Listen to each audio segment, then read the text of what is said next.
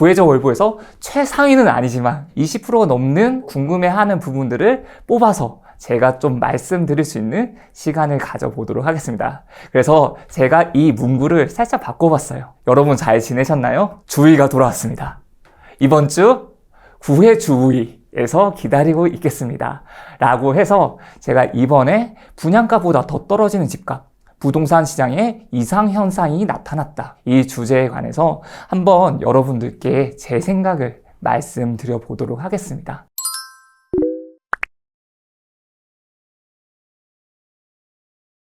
분양가보다 더 떨어진다고.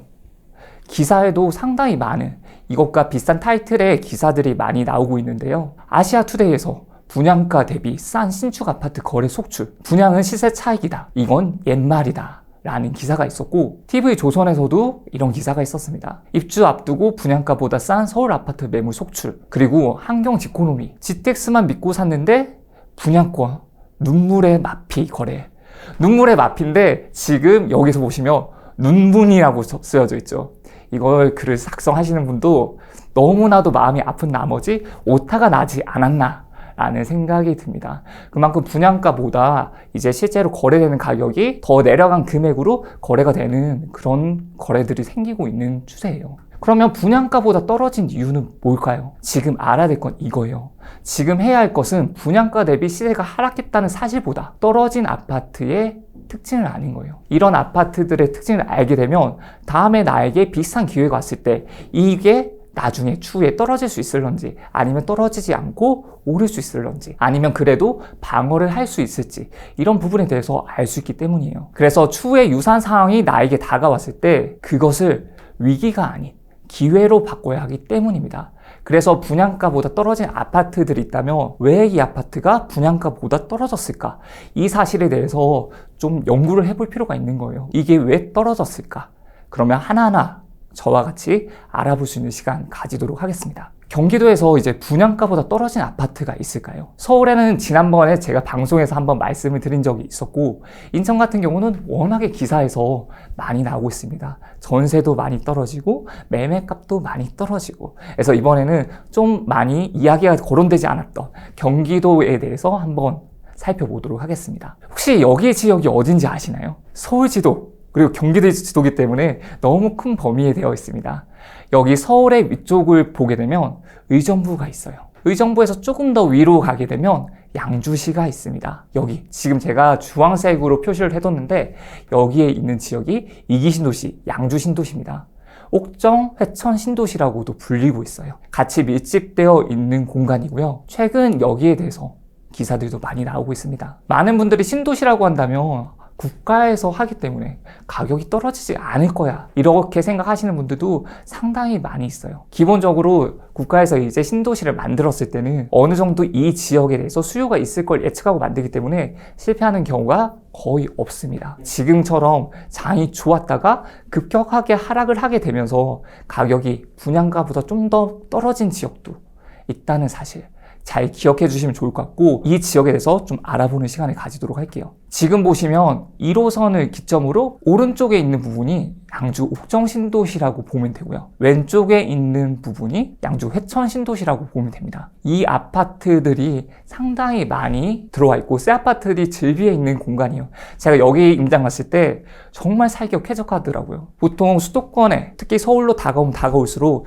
용적률이 200%가 안 넘는 곳이 없을 정도로 아파트가 빼곡빼곡하게 있는데, 실제로 양주 신도시에 가보게 되면 용적률이 200% 미만도 많이 있습니다. 그렇기 때문에 아파트 간격 자체가 널찍널찍하게 있는 거죠. 그리고 상권도 잘 갖춰져 있는 편이고요. 사람들도 상당히 좀 젊으신 분들이 많이 거주하고 있다는 걸 봤던 곳이에요. 여기에 보시면 양주 옥정 유림 노르웨이 숲이라는 아파트가 있습니다. 여기 아파트가 전용 72제곱미터, 그리고 공급형으로는 95A 타입입니다. 여기 아파트 가격이 지금 중층 기준으로 3억 300에 나와 있어요. 근데 밑에 보시게 되면 지폭이 오케이, 마피 쓰여져 있죠. 마이너스 프리미엄이 붙었다는 거예요. 원래 분양가가 3억 2천 정도 됐었는데 조금 떨어진 가격으로 지금 매매를 하고 있는 겁니다. 그럼 실제로 이 주변의 아파트 시세는 어떻길래 여기 가격이 마이너스 프리미엄이 붙게 됐을까요? 양주 같은 경우는 서울에서 접근성이 상당히 좀 떨어진 곳이라고 볼 수 있어요. 의정부보다도 더 멀리 있는 곳이기 때문에 서울로 출퇴근하기는 조금 어렵지 않을까? 이렇게 생각을 하시는 분이 상당히 많을 걸로 생각됩니다. 근데 기사를 보시면 지하철 연장으로 서울과 가까워지는 지역이 뜬다. 양주 옥정 신도시 곽광. 이렇게 딱 기사에서도 나올 정도로 교통이 좀 좋아지나? 지하철이 연장된다는데? 어디가 연장이 되는 거지? 보게 되면 양주 옥정 신도시에서 가장 빠른 자리 7호선 연장선 옥정역 역세권 입지로 서울 생활권 누려 라고 나와 있죠. 7호선이 연장이 된다는 거예요. 그럼 7호선을 타고 한 번에 강남 인근까지 올 수가 있다는 거예요. 그만큼 교통이 발달할 수가 있는 거죠. 스카이델리 기사입니다. GTX-C 기대감, 수도권 북부 집값 상승, 양주와 의정부 매섭다. 이게 2021년 3월 11일 기사입니다. 불과 2년 정도 전에 기사가 되는 거죠. 이때는 GTX라고 한다면 많은 분들이 와, GTX 들어가면 무조건 좋은 거 아니야? 가격 오르는 거 아니야? 이렇게 말했던 시점이 되는 거예요. 실제로 지하철역이 어디로 지나가는지 보도록 하겠습니다. 이렇게 양주 신도시, 옥정 신도시가 있어요. 중심 상가 아래쪽으로 해서 양주역으로 해서 7호선이 지나갑니다. 그리고 회천 신도시 쪽으로 해서 1호선 덕정역이 있는 곳에 덕정역 GTX-C 노선에 종점이 생겨요. 이렇게 되면 GTX-C 노선을 타고 서울 중심지로 바로 갈 수가 있게 되는 겁니다. 그렇기 때문에 교통적으로 봤을 때는 상당히 발달이 될 가능성이 있다 라고 볼 수가 있는 거죠. 이 GTX 기사 그리고 7호선 연장 기사 이런 기사들이 나올 때 양주의 집값이 어땠는지 한번 보도록 하겠습니다. 실제 양주 옥정동의 이편한 세상 옥정 퍼스트 거의 3억 정도의 가격에서 이제 입주를 했어요. 가격이 지지부진하다가 이런 좋은 소식들이 들리기 시작하자마자 거의 6억이 다 돼가는 거의 6억까지 가격이 올랐어요. 6억까지 오르고 나서 또 급격하게 가격이 빠지기 시작했습니다. 지금은 4억 밑으로 거래가 되고 있습니다. 그리고 양주 옥정동에 이편한 세상 옥정 에듀 서밋이 있어요. 여기도 2018년식 입주를 한 아파트로 이제 6년차가 된 아파트입니다. 1160세대예요. 여기 아파트도 이편한 세상 옥정 더 퍼스트와 비슷한 양상을 가지고 있어요. 입주를 하고 나서 가격이 거의 변함이 없이 조금은 상승을 하고 있다가 이제 호재와 함께 상승장을 그대로 탔죠.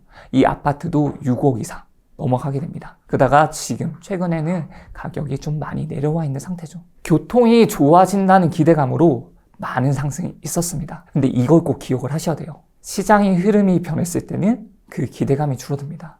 이 말이 무슨 말이냐면 많은 분들이 상승장의 호재를 보면서 투자를 많이 하시고 집을 많이 사셨어요. 근데 그 호재라는 게 상승장 때는 진짜 불이 나 있는 곳에 기름을 끼얹는 그런 역할을 한다면 하락장 때는 그렇게 하지 못하는 거예요. 하락장에서는 추운데 불도 없는데 거기서 기름을 끼얹어봤자 아무런 소용이 없는 거잖아요. 그렇게 좋았던 교통 호재라든지 이런 게 좀 수면 아래로 가라앉아 있는 상태로 볼 수가 있습니다. 그래서 그렇기 때문에 시장의 흐름이 변했을 때는 그런 호재라는 기대감은 좀 줄어들게 돼요. 그것 때문에 가격이 떨어지게 된 거죠.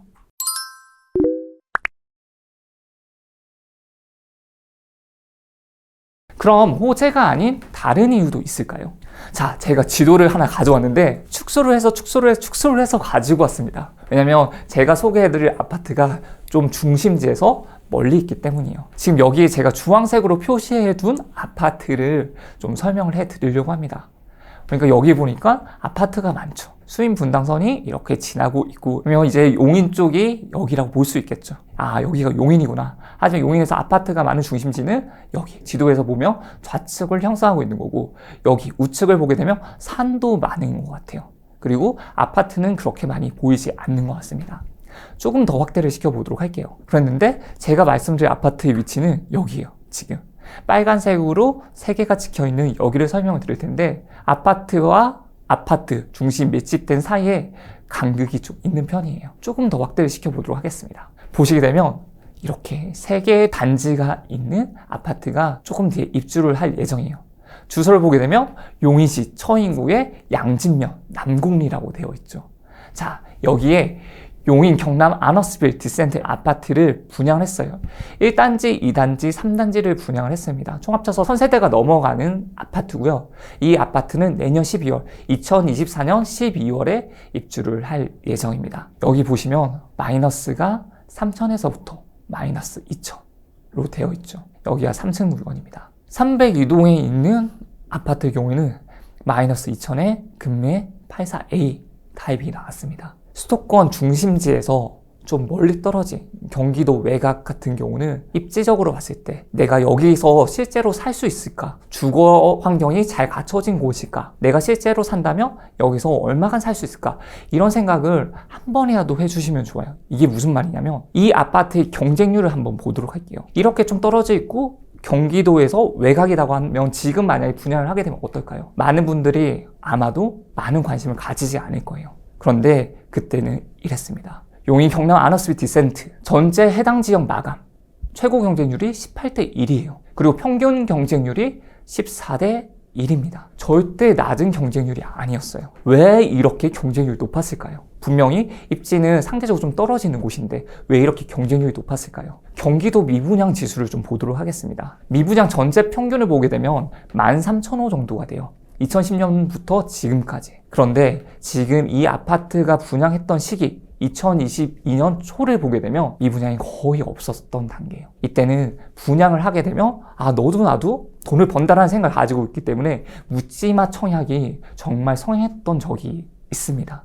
그렇기 때문에 이 시점에는 청약을 아무 곳에서나 하더라도 많은 분들이 청약에 도전을 하셨던 시기예요. 시장이 좋을 때는 청약만 받으면 돈을 번다 라는 인식이 정말 강합니다. 그런데 반대로 시장이 좋지 않아지면 어떻게 될까요? 그렇기 때문에 여기서 내가 실제로 거주한다 라는 생각을 꼭 해보셔야 돼요. 내가 여기서 5년, 10년을 거주할 수 있을지, 내가 실제로 분양을 받아서 여기 거주한다면 충분히 거주할 수 있을 만한 입지인지, 이걸 충분히 생각을 한 다음에 청약을 넣으셔야 되는 거예요. 마지막으로 가장 중요한 가격입니다. 앞에 두 가지, 신도시 쪽에서 교통 호재 기대감 때문에 가격이 상승했던 경우, 그리고 지금처럼 이렇게 입지가 조금 상대적으로 떨어지는 경우, 그리고 마지막, 어떻게 보면 첫 번째, 두 번째보다 지금 게 더 중요해요. 꼭 집중해서 들어주시면 좋을 것 같습니다.